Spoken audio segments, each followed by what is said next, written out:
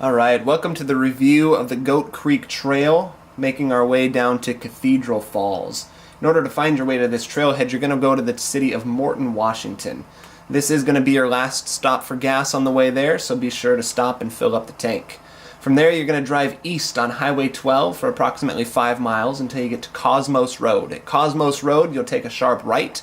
Be sure when you take that right that you're going to only follow that road about 100 feet or so, and you're going to stay to the left on a sharp corner there. You're going to follow that all the way down a long Rife Lake until you get to this beautiful big bridge. Once you follow that bridge, you're going to take a right, and you're going to go just a couple of miles down this dirt road until you get to a gate. At that gate, you're going to go left, and at that left, that'll be the last turn that you have to make, and you're going to follow this dirt road up a fairly steep hill until you get to the very end of the road, which is where the trailhead is at. You will see a sign on this road that says something along the lines of high clearance vehicles only.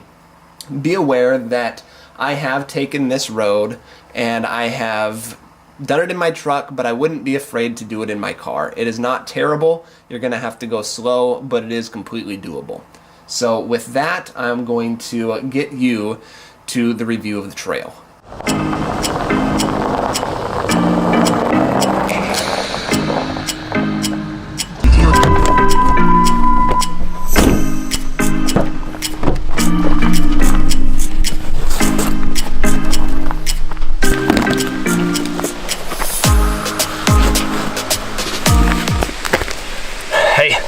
Welcome to the Goat Creek Trailhead. We've made our way up this couple miles of dirt road. You can see just behind me here we've got the beginning of our trail where we're going to make our way up to Cathedral Falls, and you can come along. So hold on tight. I'm freezing my butt off right now.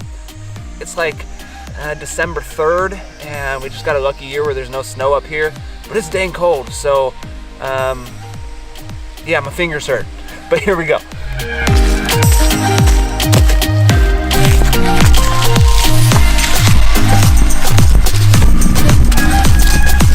Alright, we're on our way up the trail.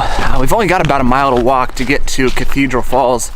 And really, in all honesty, it's a pretty easy hike. If you've got kids, you want to bring them along, this is a perfect one to start them out on.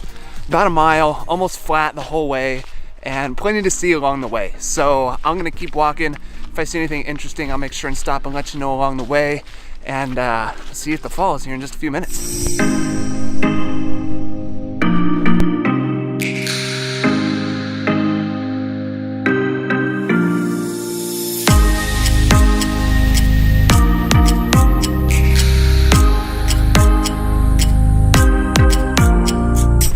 Alright, once you get just maybe a quarter mile down this trail, you're going to find yourself in pretty dark forest. It's going to look a lot like this. And you know, if you've done a lot of trails before, you've done a lot of hiking, you're kind of used to this view at this point. I just want to encourage you to take a moment and look at the little things. I mean, no, there's not going to be any huge grand vistas, no views of the mountain, none of that, but there is some pretty extreme beauty to this part of the Pacific Northwest, even down in this deep, dense forest. So taking the views, taking the little things, and waterfall is just around a few more corners here.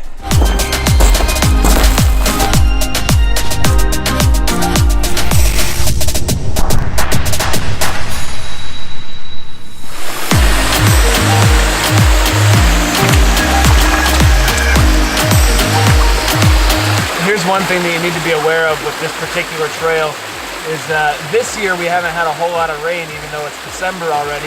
But if you choose to come down here in April or May after we've got a lot of rain, you are going to get your feet wet. And so I'd suggest to bring some waterproof shoes, as you've got, I believe, 3 small creeks like this that you're going to have to cross.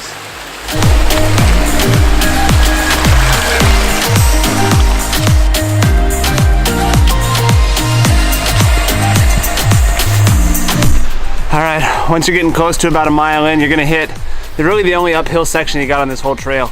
And you'll see this kind of sheer rock wall behind me. That is the sign that you are almost there. So I'm going to continue on up the trail. I'm going to show you this last little piece of it because it is a touch steep. And if you're looking for something 100% flat, I want you to know what's ahead of you. So here is the last little bit of the trail, and that'll give you the big reveal.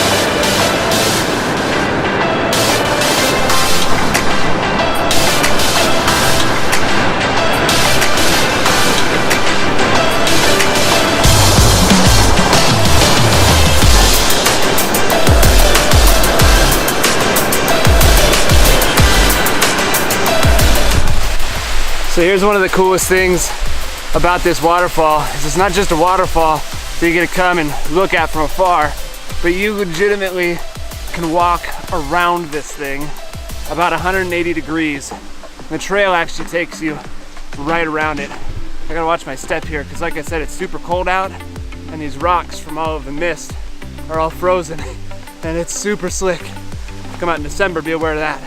But look at this, we're going all the way behind this thing.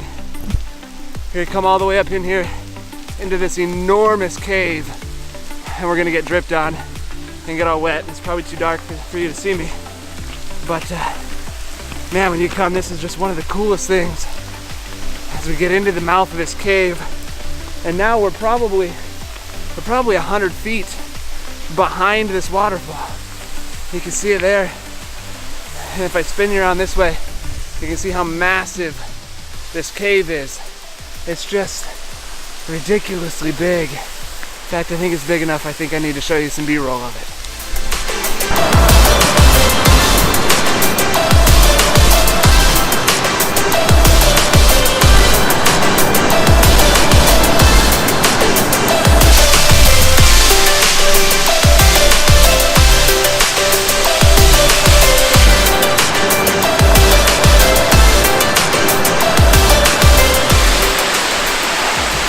So there it is right there, Cathedral Falls, all about 200 feet of it flowing over the mouth of a giant cave. I mean, as far as Pacific Northwest goes, it doesn't get much better than that, especially when you only have to walk a mile of flat ground to get to it. So Cathedral Falls, if you haven't been here, get here. It's totally worth it.